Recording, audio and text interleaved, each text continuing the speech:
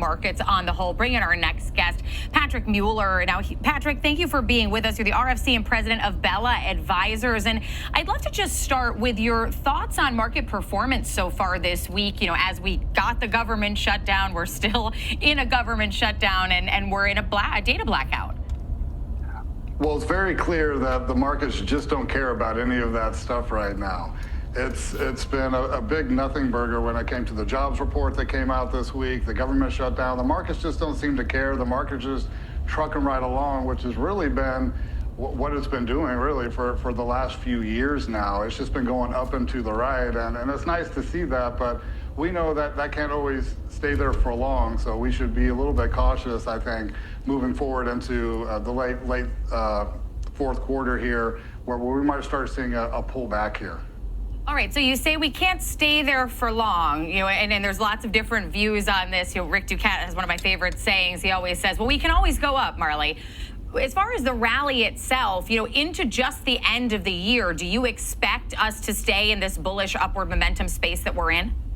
I hope that we do, but I would think that once we start seeing a lot of the effects from the tariffs, we will start seeing that. We've seen revenue coming in, but we really haven't started seeing it affected as much in the pricing.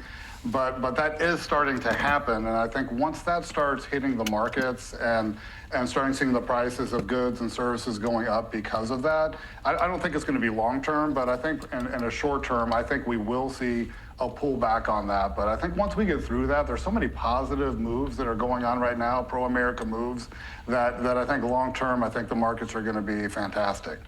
All right, so you mentioned the tariffs and that we still haven't really felt the full effect of tariffs, that's what's coming for us in Q3 and Q4 reports, that we'll start to see them more. You know, how would you assess sort of how the Fed is looking at its dual mandate right now, knowing that you think we haven't seen the full effects of tariffs, but also we have what seems to be a weakening labor market? I think with the Fed, they're really sticking to their guns of what they've been talking about since late last year. They've really been sticking to that and haven't really been paying much attention, I think, long term. They're always kind of late to the game, in my opinion. But we saw the rate cut. They said they were, late last year that they were going to slow roll things out and wait until the end of this year to start doing that. And so I think they're going to stick with that trajectory. So I think until we start seeing those effects from the markets and how they're going to start reacting to these tariffs, I don't think you're going to see the Fed late to the game on that as well. Okay, and I see in your notes here that you highlight something that we don't talk that much about, but certainly could become a major issue in terms of the consumer, and it's credit card debt. You know, we're hovering right near all-time highs right now. The consumer really working to stretch those dollars here. You know, talk through some of your thoughts here on what this could potentially mean for the broader economy and for the consumer. Yeah, it's crazy. Nobody's really talking about this.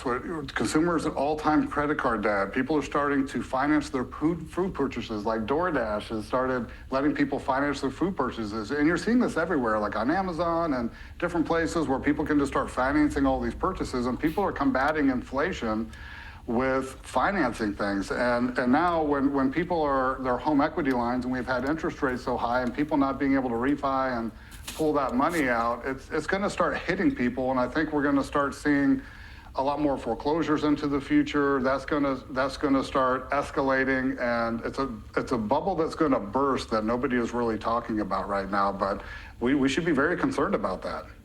And Secretary Bessent came out the other day and said that any longer duration shutdown could have an impact on GDP, that it could, quote, see a hit.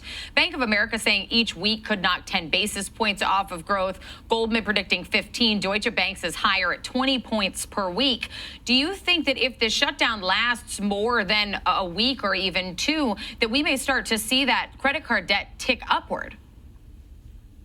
Definitely. When you have people that are getting laid off or getting furloughed, I mean, you're definitely going to see that, because I mean, people are really stretched thin right now. When you see that the amount that's going into savings, it's at all-time lows of the money that people are putting away, and that credit card debt's going to continue to keep escalating. So it's a scary picture for sure. I mean, I hope they knock this out really quickly. It's so much nonsense, right? I mean, we should just tell Congress and all these folks who make the decision that they ain't getting paid, right, until they get these problems figured out. The government shuts down, they do too. And until they can fix that, I mean, you're always going to have these problems, unfortunately, to me, they're just all the same behind the closed doors, whether it's Republicans or Democrats.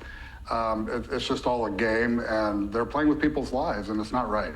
And Patrick, while we're talking about credit, I want to ask about U.S. credit. Do you have any concerns that a shutdown could lead the rating agencies to rethink the condition of U.S. credit on the whole, knowing that in May we were downgraded by Moody's? Well, these rating agencies are always off. I mean, you just look at how much debt we have and how much it's escalating. We've added $12 trillion of debt in the last 5 years, and it's showing no signs of slowing down. And how we have such a good credit rating right now, who knows? And anybody else that was just a consumer and you put these same metrics like to somebody's personal finances, their credit score will be dismal.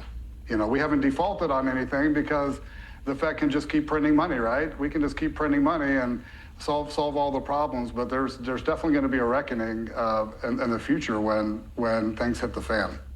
All right, and I want to move into some of the areas we've seen pop sort of recently amid the uncertainty, particularly metals here, and get your thoughts on silver and gold. I was just looking at gold, over 3,900 now, 3,904.20 right now. Silver up 3% so far today at 47.83 roughly. What's your thought on the metal trade and its outlook for the rest of the year?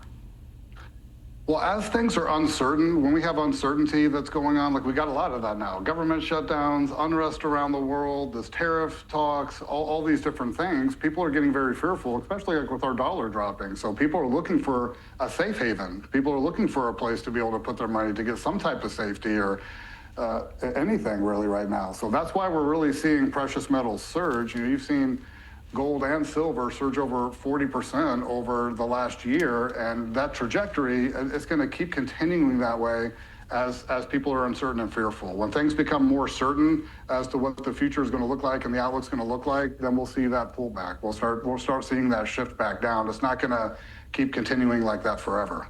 So metals are still a play until we have more answers, which at this point we obviously have no idea when that will be. But as far as focusing on a specific metal, do you think there's more upside in gold or silver right now? I think there's more upside in silver because there's just more of a demand for silver. I think people like gold more from just like the gold standard, and that's what we should own. When it comes to silver, when it comes to all of the manufacturing, when it comes to electronic cars, there's a big demand for silver. So I think long term, there's going to be more of a demand for that, and we might see more stabilization from that long term when it comes to silver. All right, Patrick, thank you so much for being with us for that broader conversation. Patrick Mueller, RFC and president of Bella Advisors. And we've got plenty more to come today.